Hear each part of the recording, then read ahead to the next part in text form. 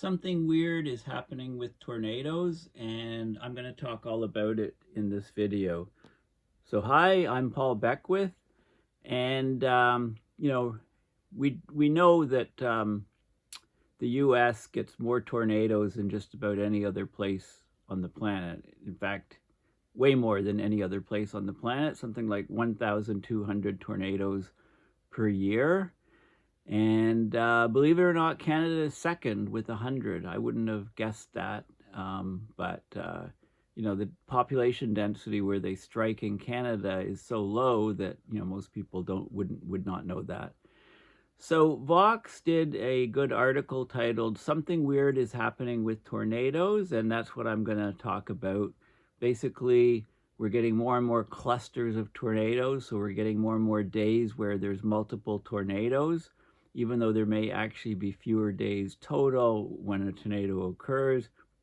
We're getting more high-end, stronger tornadoes, and Tornado Alley is significantly shifting to the east and a little bit to the north. And this is a problem because it's going from the Midwest sort of Tornado Alley regions to more densely populated regions. So the number of billion-dollar events, disasters, is increasing. So let's talk about the science of the shift in these tornadoes. Okay, so this is the article in Vox from May 14th, 2024. Something weird is happening with tornadoes. Tornado season is changing. That could have major consequences. Okay, so basically we've had lots of tornadoes in the US. These twisters have been striking in Indiana, Pennsylvania, and Florida over the past few weeks, as well as in Tornado Alley, Oklahoma, Idaho, or Iowa.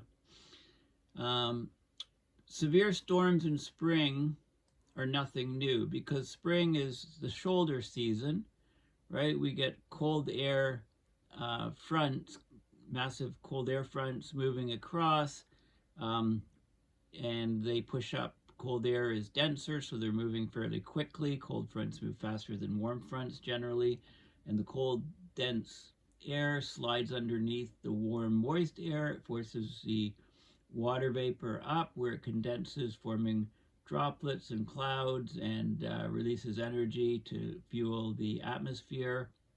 And we get these massive storm systems occurring.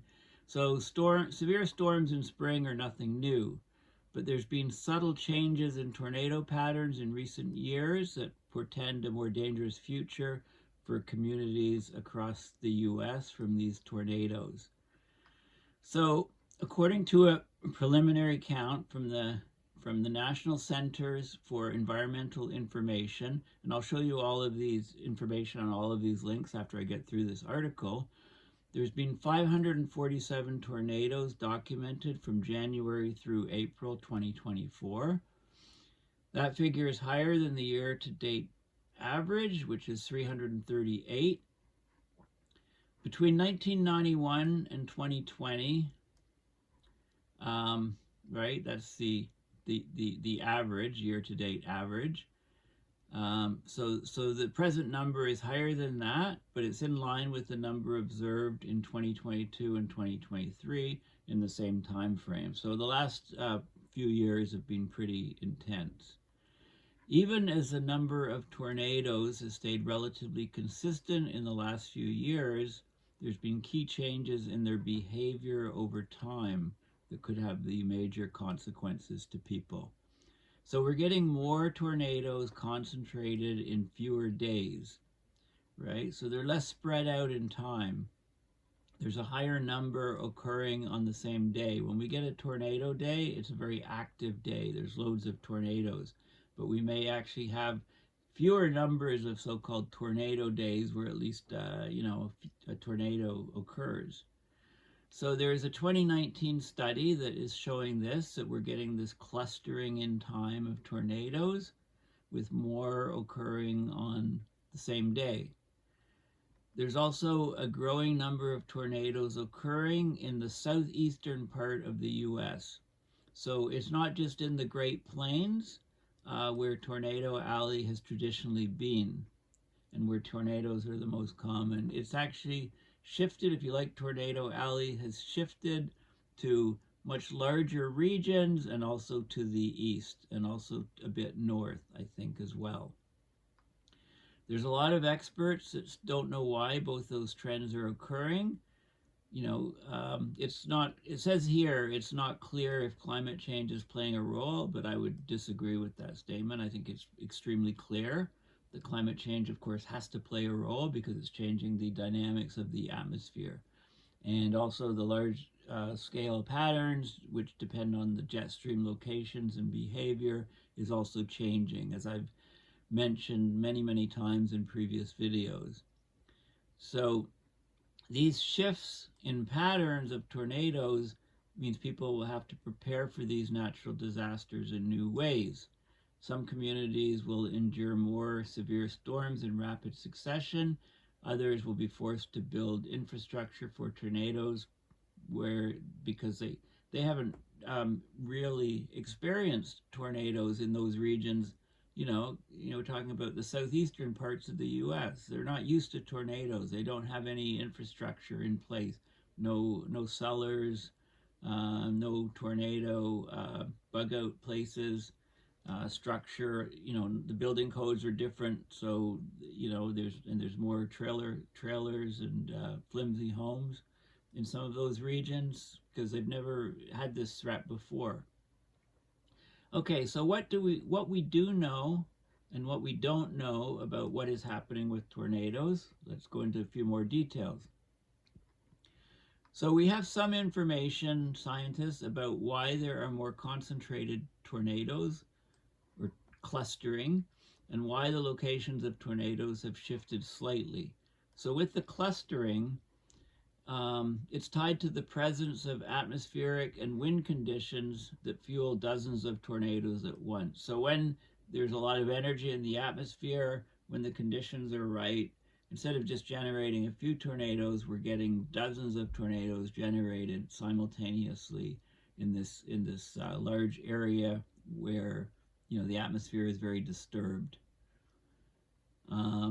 And as far as the changes in geography of where the tornadoes are occurring, parts of the country, like the Midwest, they're drying out, getting less rainfall. Other areas, like the Southeast, they're getting more rainfall.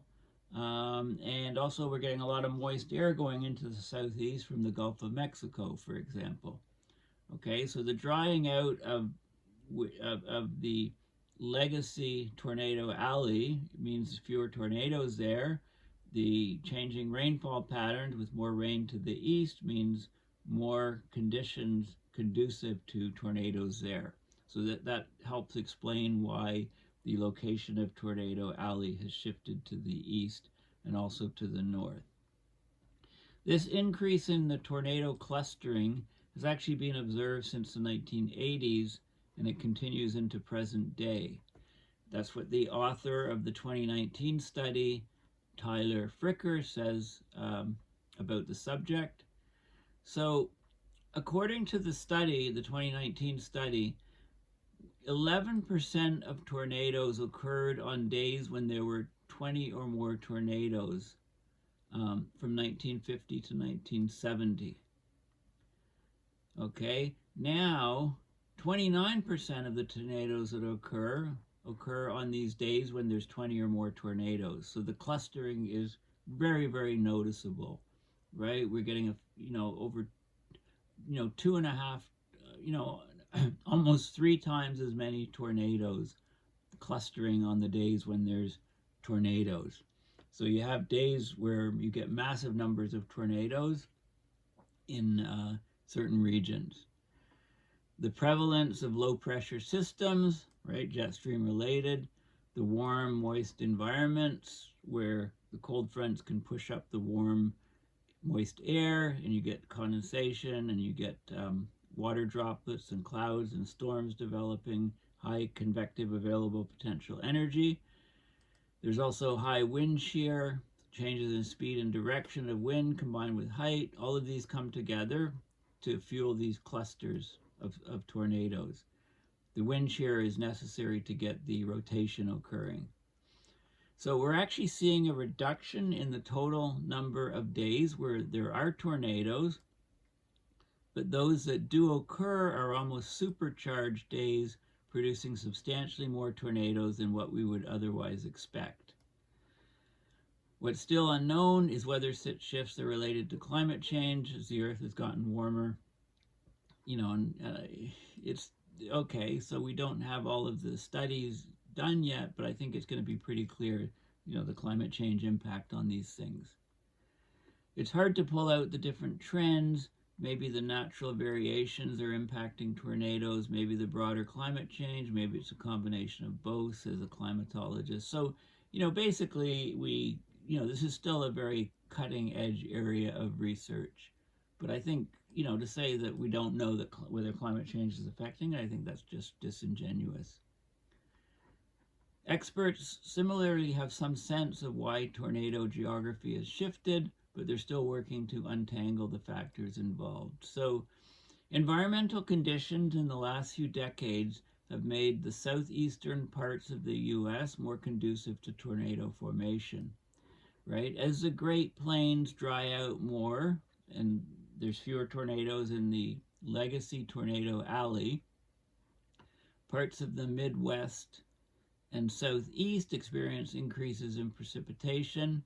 So that's why there seems to be more and more tornadoes in those regions. You need that moisture, you need that precipitation.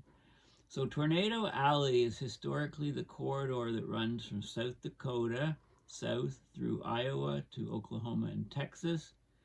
But we're increasingly seeing larger numbers of tornadoes occurring eastward of that in places including Tennessee, which is part of a collection of southern states known as Dixie Alley. So Tornado Alley, the new Tornado Alley is basically becoming Dixie Alley. According to a 2018 study from NOAA, the National Oceanic and Atmospheric Administration, more tornadoes were starting to emerge in the Midwest and the Southeast as they simultaneously declined in the Great Plains and in the legacy Tornado Alley. Now, these shifts are having serious consequences for communities in a number of different ways. So when many tornadoes occur in one day, people may get buffeted with natural disasters. They have to anticipate multiple events in a short period of time. So it's a challenge for forecasters because they have to put out rapid fire alerts in a very condensed window. People in the affected areas have to prepare for a quick series of storms and ensure that they have shelter and supplies to endure all of the storms. It's not just one warning and then it passes, it hits you or it doesn't, and then you can get back to your regular stuff the rest of the day. No, now these things are longer duration events. You might have waves of these storms coming through your area, so you can't just be on an alert for an hour or two. You have to kind of be on an alert for the whole entire day. So from a human and a property perspective, outbreaks are more likely to be disruptive. They're more difficult to prepare for. There's a lot going on, basically. And emergency services rush to one town that's been leveled by a tornado. Meanwhile, the next one that's leveled lacks resources to be dealt with. The changes in the geographic distribution of the tornadoes leads to long-term effects on larger population centers, right? It's forcing communities that never had to worry about tornadoes to shore up their infrastructure and be prepared. So as tornadoes leave the great wide open area of the plains, Tornado Alley, they'll encroach on places where more people live. Higher population densities of people are to the east. People are often in mobile homes and other structures that are flimsy and can't withstand tornadoes. So policymakers need to help vulnerable people prepare for a potentially more dangerous future and ensure that infrastructure and housing can better withstand whatever nature brings. Okay, so basically the research, it can help new areas of the country make preparations as they anticipate more tornadoes moving forward. Doing this needs more support from FEMA, the Federal Emergency Management Agency, which doles out funds for rebuilding and preparation efforts. But FEMA's Disaster Relief Fund is due to run out of money partway through this year, 2024. They've had a shortfall that has existed since 2023. They basically had to put thousands of projects on hold, both in preparation and rebuilding. Given the trend towards increasing numbers of tornadoes and more severe tornadoes in areas outside of the traditional tornado alley, which is sparsely populated, people need to be on their guard in areas that may not normally have expected to see tornadoes in the past. Okay, so this is a key article. Something weird is happening with tornadoes. So let's have a look at the NOAA site on, this is a tornado report, 2024. It's for the month of April.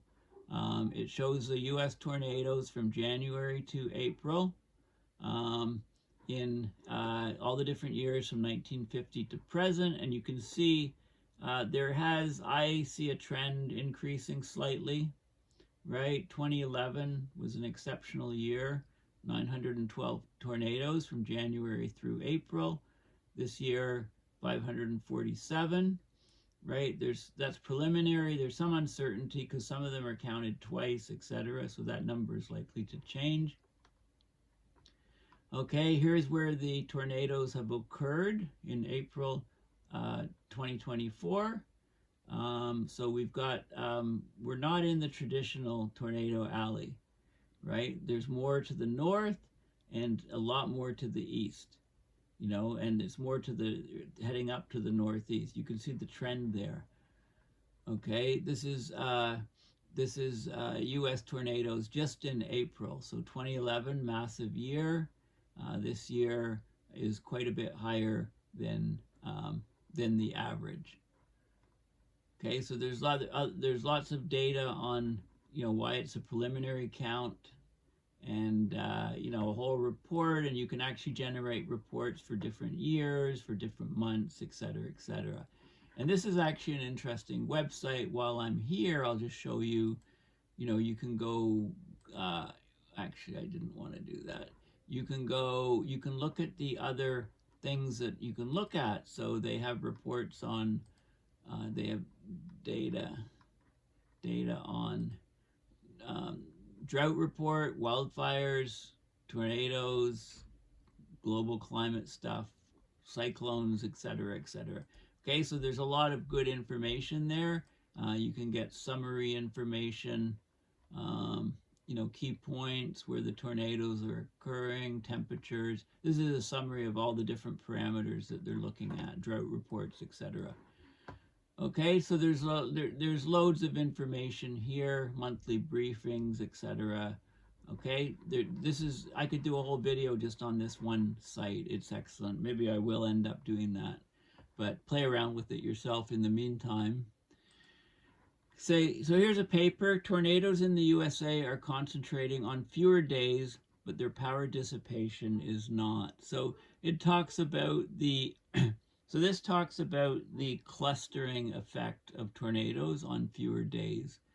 And it looks at days, the ratio of the percentage of tornadoes occurring on days with 20 plus tornadoes to the percentage of tornadoes occurring on days with 1 to 9 tornadoes. And it measures data is from 1954 to 2017. It calculates different statistical things like the Gini coefficient, Palma ratio, etc. I'm not going to go into all of the details here, but there's you know, you can look at the tornado days versus all days. You can look at some statistics on how things are changing, clustering of tornadoes, right? So there's definitely a clustering of them. Here's where the tornadoes occurring with 1 to 9 tornadoes a day. This is with 10 to 19. and this is when there's 20 plus. And you can see the area, the concentrated areas. They're moving well to the east and also to the north of the traditional tornado alley, as the traditional tornado alley gets less rainfall, is more prone to drought. Okay, so that's an excellent paper, open source. I'll put all these links in the description. This is a good article, the Bulletin of the American Meteorological Society on the Future of Supercells in the US. Talks about what supercells are and the rotation of supercells, and tornadoes often spin off of supercells, as well as hail, extreme rainfall, etc., etc. So this is a good paper on what's happening, and there's statistics of how the storms are moving. There's good maps of where we're getting more and more tracks of tornadoes, of supercells, and therefore of tornadoes. Okay, and again, I'm not going to go into all of the details, but there's lots of stuff going on here. This is CAPE, convective available potential energy, how it's changing in different regions. You need to have high CAPE as a prerequisite for tornadoes. You also need a trigger, so you need shear, and that's why the climate effects are so complex, because they're increasing CAPE clearly, convective available potential energy, but they're not necessarily increasing. In fact, they could be reducing the wind shear, which is necessary to get the thing spinning. This is a good article, Scientific American article. Watch out, tornado alley is migrating eastward. Tornado outbreaks are moving from Texas and Oklahoma towards Tennessee and Kentucky, where people may not be prepared. So this is the traditional tornado alley down in this region, and the storms are moving eastwards and also northeastward. So you can see this is the yellow colors are where there's more storms going on, more tornado outbreaks, higher probabilities, and you can see, we've completely shifted. So we're not localized to a smaller region like we were with Tornado Alley. We're getting a much more widespread region, and it's all being shifted to the northeast and to the east. Okay, that's the bottom line. So roughly 1,200 tornadoes strike the U.S. during an average year. They're prevalent in the U.S. far more so than anywhere else in the world, because its geography sets up the perfect conditions, especially in spring and summer. You get westerly winds from the Pacific Ocean, dropping their moisture when they push over the Rocky Mountains, so they're high, dry, and cool as they move further east. You can get similar winds descending from Canada. You also have low, warm, humid air streams moving northward from the Gulf of Mexico. Flat terrain along these paths allow the winds to move relatively uninterrupted at contrasting altitudes until they collide with one another. They generally do that in the shoulder seasons in the spring.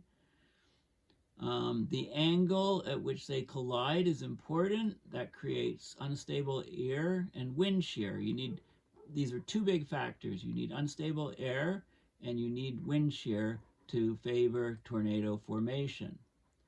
Although somewhat similar air masses do clash in other countries and other places like Uruguay and Bangladesh, the forces are much more powerful over the U.S. Canada ranks second worldwide with 100 twisters a year. So look at that. First place, the U.S., 1,200 per year. Canada's second, 100 per year, right? It's like 12 times more in the U.S. rather than in the second place. And I wouldn't have guessed Canada was second place. Okay, so this is a really good section here about how tornadoes form, the science of how tornadoes form. So they're violent vortices. They can rip apart anything they encounter, very high wind speeds. They form when the atmosphere is unstable, when there's warm, moist air near the ground and cold, dry air high above, and when the winds are mixing. Okay, so we've got warm, moist air, which is very light, and we've got cool, dry air, which is much heavier. So the warm air rises up, and you see these clouds forming to high elevations. If the winds are slow near the surface and they're fast high above and they're blowing in different directions, then that's called vertical shear or vertical wind shear. So it basically can form a tube of horizontally rotating air within the storm. Okay, so you get the air moving this way, moving up, hitting the colder air descends down, you get this tunnel effect, if you like, a tube of horizontally rotating air within the storm. Now, if updrafts are still strong, right, warmer air rising upward, then it contorts and bends this horizontal tube upward. It goes upward like this. So we end up getting this rotation ends up becoming about an axis. You know, imagine this going up higher and higher. Eventually, this becomes horizontal. This becomes rotation in the horizontal direction about a vertical axis, which is exactly what a tornado is. So we get this vertical condensation funnel that continues to rotate. The storm system builds up. More and more energy builds up as you get more and more water vapor, which is a gas, condensing into water droplets, releasing energy, increasing what's called convective available potential energy. So you end up getting a supercell, a storm system called a supercell, which is massive in size. And you get the rotation and you get precipitation in these zones, very, very high precipitation. Importantly, you get a tilt of the supercell so that the rainfall coming down doesn't quench the storm. If you don't get the tilt, then the rainfall comes down directly within the funnel, then it can quench the storm, self-quench it. But it has this tilt, so you get this whole system which can then draw on more and more warm, moist air, intensifying updrafts. Falling precipitation creates cooler downdrafts, and they're happening in different regions because of the tilt of the storm. So you get this, these cool downdrafts can make the funnel, the rotation funnel narrower, cause it to rotate faster. Can also draw a funnel at altitude down towards the ground. So you can have this spinning at altitude and then suddenly it touches down on the ground where you have a tornado, and it causes all kinds of destruction as it scours the earth and everything on the earth, towns, villages, structures, everything. And then you get a debris field also, which you can see on the Doppler radar. So a funnel on the ground is called a tornado. They're ranked on the enhanced Fujita scale or EF scale. An EF1 or EF2 has winds from 86 to 135 miles per hour. Typical storms might be 500 to 1,500 feet across. They usually don't move along the ground for more than a mile or two, then they take off or dissipate. The most violent twisters, the EF5s, have wind speeds faster than 200 miles per hour, and they could shred the ground for more than 100 miles. Now, what we're seeing in some of these recent storms is we're seeing short duration wind speeds reaching more like 300 miles per hour. We may have to go to an EF6 category. So although tornadoes touched down in many places across the eastern half of the country, from the 1950s through the 1990s, they struck most often in Tornado Alley, which is an oval area centered on northeastern Texas and south central Oklahoma. But more recently, the focus of these tornadoes, the distribution, has shifted eastward by 400 to 500 miles. So in the past decade or so, tornadoes have been more prevalent in eastern Missouri and Arkansas, western Tennessee and Kentucky, northern Mississippi and Alabama, a new region of concentrated storms. Okay, so we've had Tornado Alley essentially shifting eastward. Okay, so this is the density of large tornado outbreaks, 1950 to 1980. Okay, is shown here.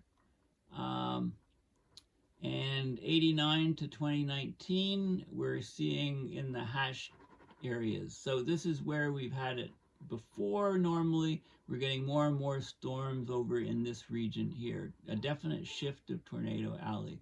The other symbols are 1950 to 1980 tornadoes are the plus, and 1989 to 2019 are the pink circles. Okay, and this is during large outbreaks. A large outbreak is 8 or more counties experience tornadoes of strength EF2 or higher. Okay, so you can see the storms before in the earlier period are the pluses.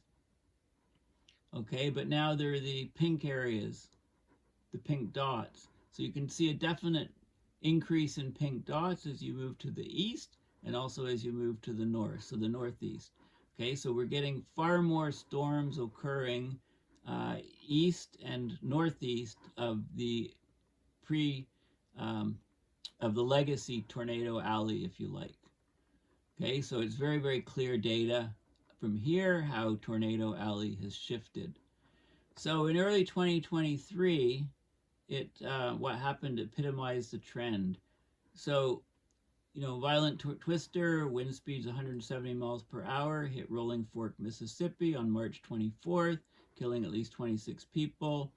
A week later, storms in the new tornado alley killed more than 30 people. April 4th, 80 structures damaged. And this is in the run-up, because the peak is in April and May, and this was in March. Okay, data gathered in the past 2 years shows that in addition to the solo storms, large tornado outbreaks, multiple twisters spawned by a single weather system, are shifting even more definitively to the east. The swarms are clustering in a tighter geographical area than in the old tornado alley too. Outbreaks may be getting fiercer and more frequent. We're having fewer days in the US with just one tornado, and more days when there are multiple tornadoes. So this is the clustering effect, which was written up in the study that I talked about. So this is the key image, and maybe I'll have that as my splash screen for this video. This is the key image showing what's going on in the U.S. with tornadoes. This is a Northern Illinois University study that's showing that the U.S. tornado frequency again is shifting eastwards from the Great Plains. So tornado environment frequency trends, large increases in number of tornadoes in the yellow region, especially the red, and even to the yellow, and where the darker the color, the more likely the tornadoes are occurring. And this is a lack of tornadoes back in the previously called tornado alley, because this whole region is drying out. This whole area is getting more rainfall. The dry line, which kind of separates the dry side of the U.S. from the wet side, is actually shifted eastward as well. Okay, so these are clear trends that are occurring from the analysis of the studies. And there's actually a couple peer-reviewed papers that are linked to from this study, but I don't think I need to go in. You're getting the idea. This is a very good figure. Maybe I'll put that as a splash screen. It clearly shows more and more extreme weather and tornadoes in these regions of red and to yellow, red, brown, yellow, and fewer where Tornado Alley used to be.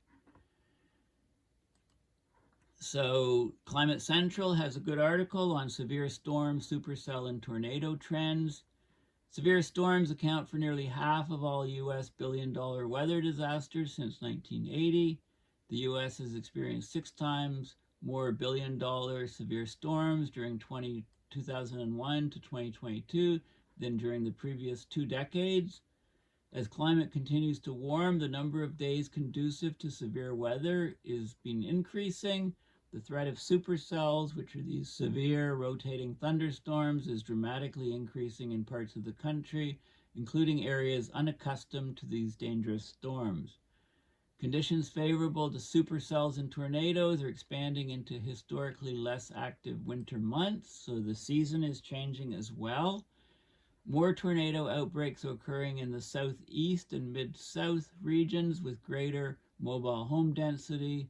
Of course, mobile homes are highly susceptible to tornado hazards. putting their residents at risk of tornado-related injury and mortality. So these are billion-dollar severe storms. The number of billion-dollar severe storms is on a huge rise since 1980. You can clearly see, and most of the increase has been since about 2000, maybe this is 2000 here, from about 2010 onwards, which happens to coincide with James Hansen's work showing that the rate of global warming has basically doubled since 2010. Used to be 0.18 degrees Celsius per decade. Since 2010, it's 0.36. So this is showing we're getting more and more billion-dollar severe storms as a result. These are the regional tornado trends. Change in favorable tornado days per decade from 1979 to 2022.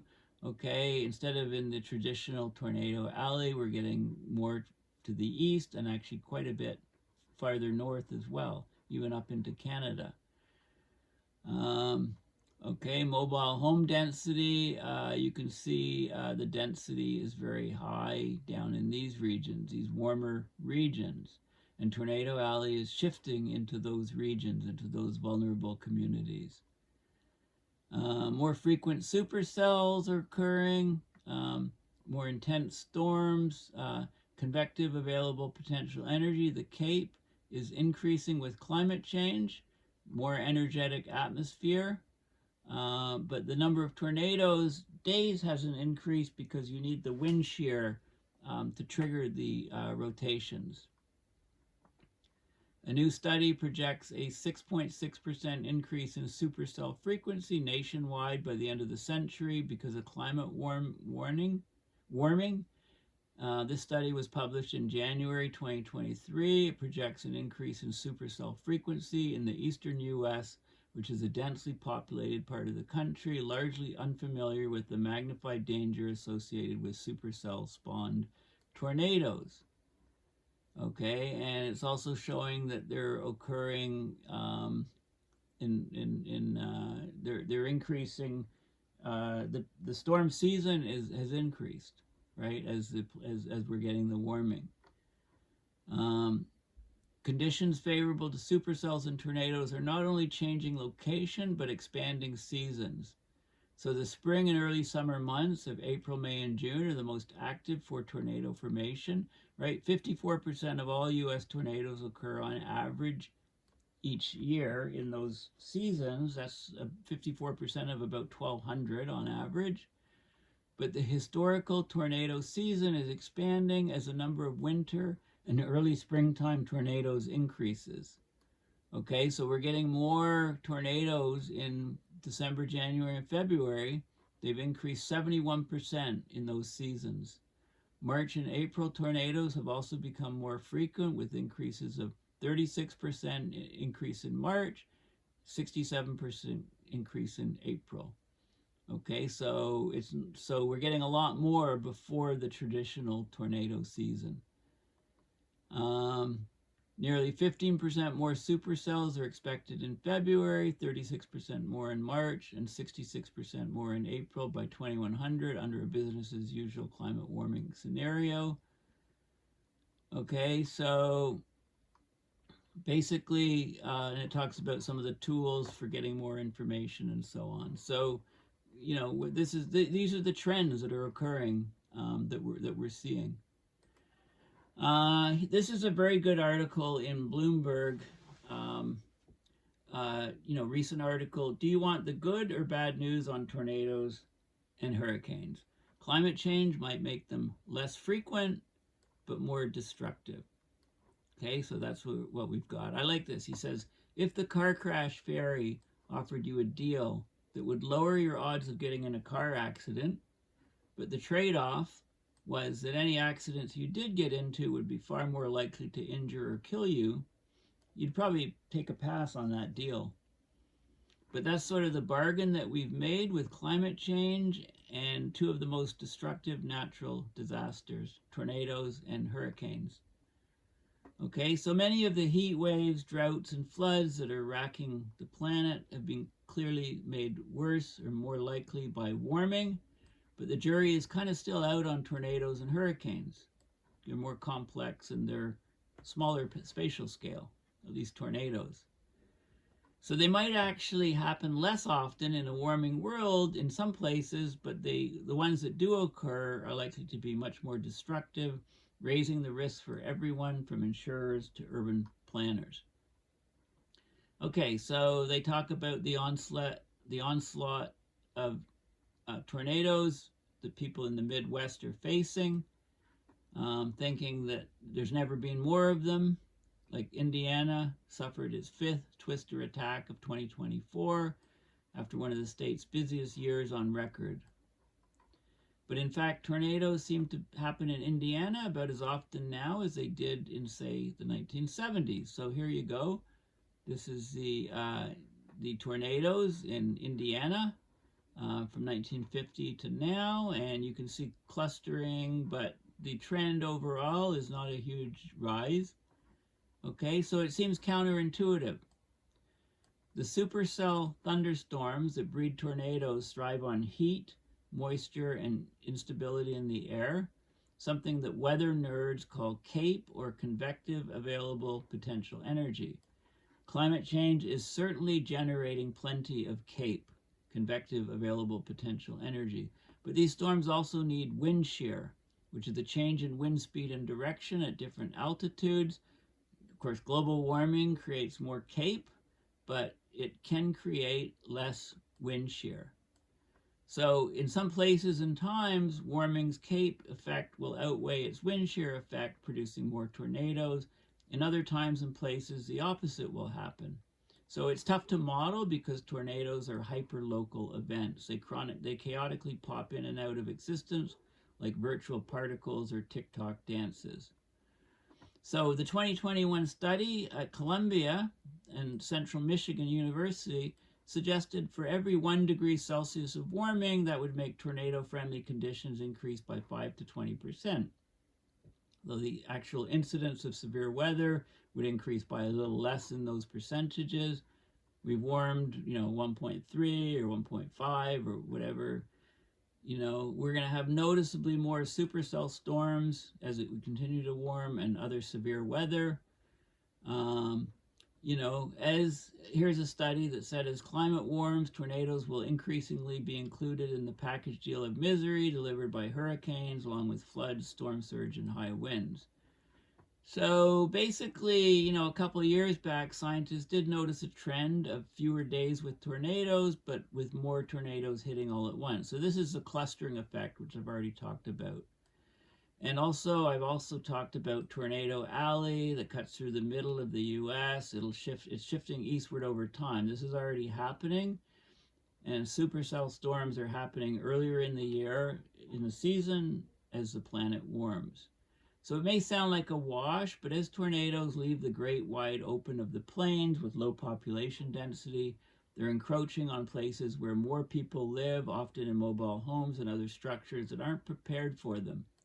So the net effect is that the number of severe U.S. storms inflicting at least $1 billion in damage has soared in recent years, setting a record in 2023. So here's the increasing severity of storms, and this is showing you, again, this is the number of billion-dollar severe storm events from 1980 to present day, and you can see in 2023 there were 19 separate billion-dollar severe storm events.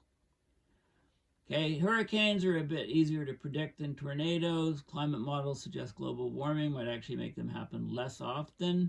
Again, there's multiple factors that are involved. So they may happen less often, but when they do happen, they're a lot worse. Okay, it's to do with the wind shear as well. Hurricanes that do form will be far more intense and destructive. And of course, rising sea levels increase the storm surges, and you get these tornadoes spinning off of hurricanes as well. We see this in Florida quite a bit. Okay, so we need to, the first lesson here, stop making climate even more chaotic by burning fossil fuels and pumping greenhouse gases into the atmosphere as quickly as possible. Also, if you think you're not in harm's way, you need to rethink that because things are changing. Okay, so this is an excellent article on good and bad news on tornadoes and hurricanes. Government's basically running out of money this year to help. So FEMA's running out of money. It'll probably be out of money this summer. So then they'll have to really cut back in the projects, in the money that goes to pay for ruined places and to prepare for things. Like they're just the FEMA disaster fund. It currently has 20 billion, probably going to run out of money in August and have a 7.2 billion deficit by September, okay, because of the rising number of natural disasters. So it's just not keeping up. Okay, so anyway, something weird's happening with tornadoes, and I've tried to explain the most recent scientific thinking on what that weirdness is and why it's happening. Thanks for listening. Please consider going to my website, paulbeckwith.net, and donating to PayPal to support my research and videos. Thanks again, and bye for now.